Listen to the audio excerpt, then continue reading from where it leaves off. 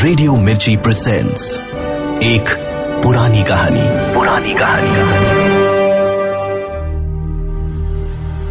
मिर्ची 98.3 FM पर सुनिए सादत हसन मंटो का अफसाना देख कबीरा रोया। प्रोड्यूस्ड बाय अंकित शर्मा और आवाज है आरजे साइमा की।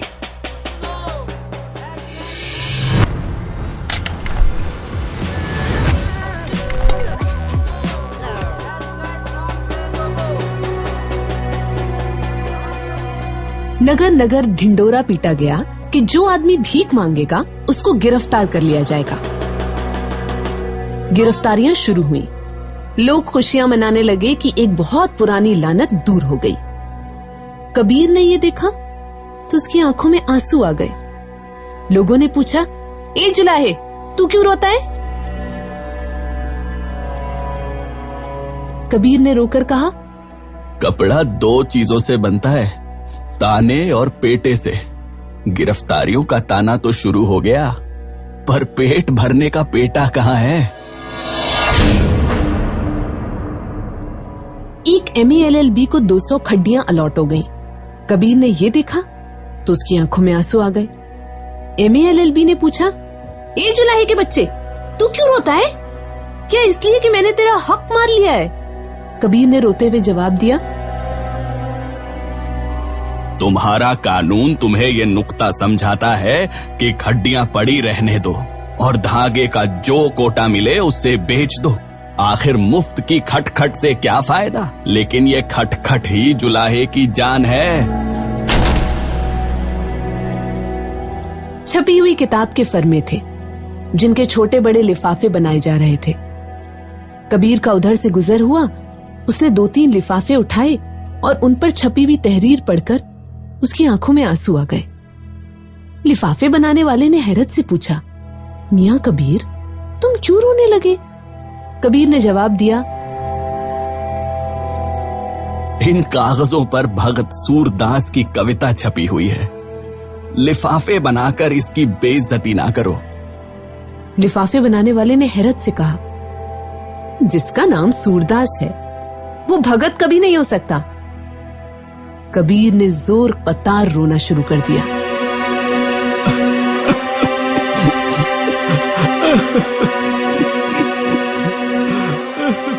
एक ऊंची इमारत पर लक्ष्मी का बहुत खूबसूरत बुत बना हुआ था। चंद लोगों ने जब इस इमारत को अपना दफ्तर बनाया तो उस बुत को टाट के टुकड़ों से ढाप दिया। कबीर ने यह देखा तो उसकी आंखों में आंसू उमड़ आए। दफ्तर के आदमियों ने उसे ढारस दी और कहा, हमारे मजहब में ये बुत जायज नहीं है।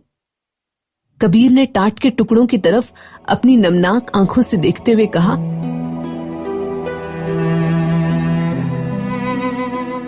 खूबसूरत चीज को बदसूरत बना देना भी किसी मजहब में जायज नहीं। दफ्तर के आदमी हंसने लगे। कबीर धाड़े मार मार कर रोने लगा।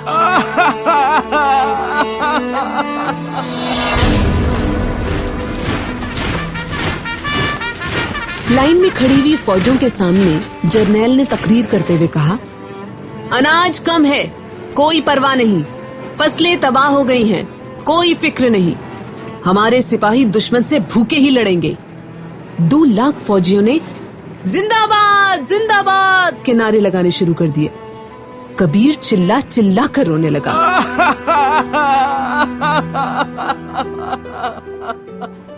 जर्नैल को बहुत गुस्सा आया। वो पुकार उठा, ए शख्स, बता सकता है तू क्यों रोता है? कबीर ने रोनी आवाज में कहा, ए मेरे बहादुर जर्नैल, भूख से कौन लड़ेगा?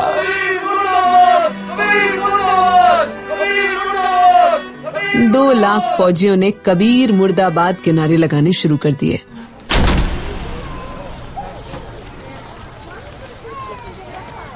भाइयों, दाढ़ी रखो, मूछें कतरो और शरई पजामा पहनो। बहनों, एक चोटी करो, सुर्खी सफेदी न लगाओ, बुर्का पहनो। बाजार में एक मौलवी चिल्ला रहा था। कबीर ने ये सब देखा तो उसकी आंखें नमनाक हो गई।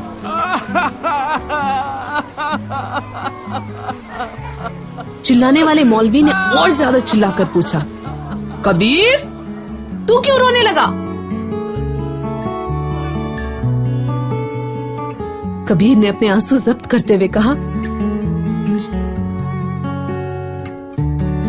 तेरा भाई है ना तेरी बहन, और ये जो तेरी दाढ़ी है इसमें तूने वस्मा क्यों लगा रखा है?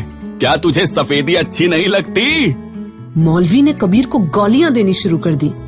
कबीर की आंखों से टप टप आंसू गिरने लगे।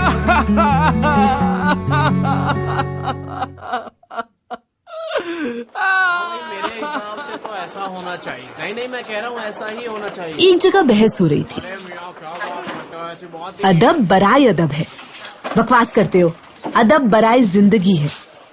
वो जमाना लद गया। अदब तो प्रोपेगेंडे का दूसरा नाम है। तुम्हारी ऐसी की तैसी, तुम्हारे स्टालिन की ऐसी की तैसी।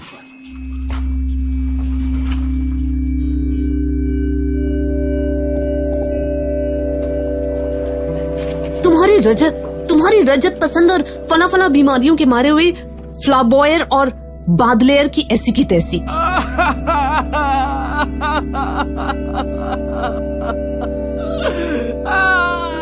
कबीर रोने लगा। बहस करने वाले बहस छोड़कर उसकी तरफ मुतवज्जा हुए। एक ने कबीर से पूछा, तुम्हें क्या हुआ? ऐसी कौन सी चीज है जिससे तुम्हें ठेस पहुंची है?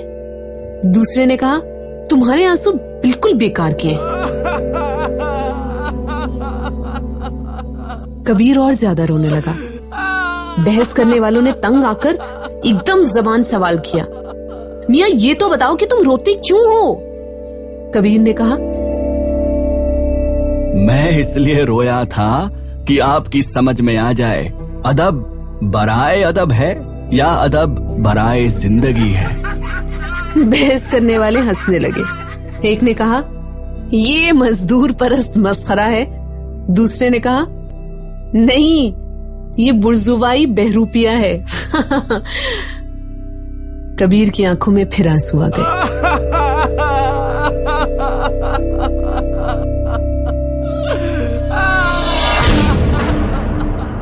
हुक्म लागू हो गया कि शहर की तमाम कस्बियां 1 महीने के अंदर अंदर शादी कर लें और शरीफाना जिंदगी बसर करें। कबीर एक चकले से गुजरा तो कस्बियों के उड़े हुए चेहरे देखकर उसने रोना शुरू कर दिया। एक मौलवी ने उससे पूछा, मौलाना आप रो क्यों रहे हैं? कबीर ने रोते हुए जवाब दिया, अखलाक के पढ़ाने वाले इन कस्बियों के शोहरों के लिए क्या बंदोबस्त करेंगे? मौलवी तो कबीर की बात न समझा और हंसने लगा और कबीर की आंखें और ज्यादा अश्कबार हो गईं।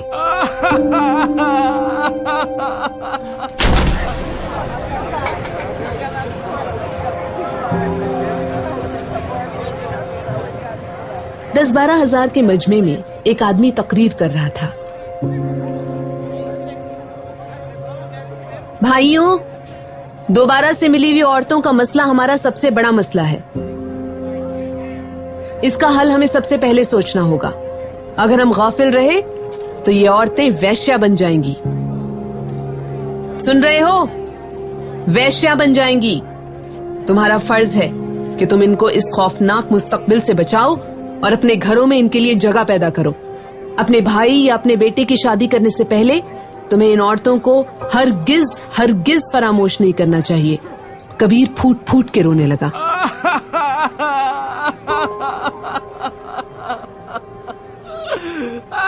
तकरीर करने वाला रुक गया। कबीर की तरफ इशारा करके उसने बुलंद आवाज में पूछा, देखो इस शख्स के दिल पर कितना असर हुआ है। कबीर ने गुलूगीर आवाज में कहा, लफ्जों के बादशाह, तुम्हारी तकरीर ने मेरे दिल पर कुछ असर नहीं किया है। मैंने जब सोचा कि तुम किसी मालदार औरत से शादी करने की खातिर अभी तक कुंवारे बैठे हो तो मेरी आंखों में आंसू आ गए।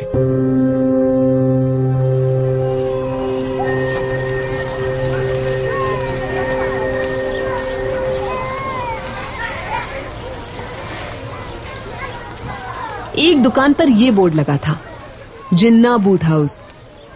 कबीर ने उसे देखा तो ज़ारों कतार रोने लगा।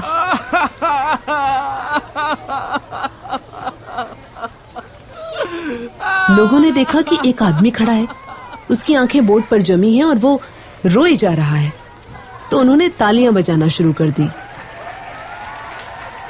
पागल है पागल।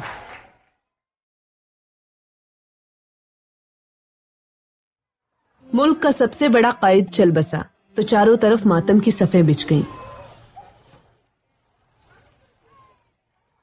अक्सर लोग बाजुओं पर स्याह बिल्ले बांधकर फिरने लगे। कबीर ने यह देखा तो उसकी आंखों में आंसू आ गए। स्याह बिल्ले वालों ने उससे पूछा, क्या दुख पहुंचा जो तुम रोने लगे? कबीर ने जवाब दिया, ये काले रंग की चिंदियां अगर जमा कर ली जाएं तो सैकड़ों के तन ढके जा सकते हैं।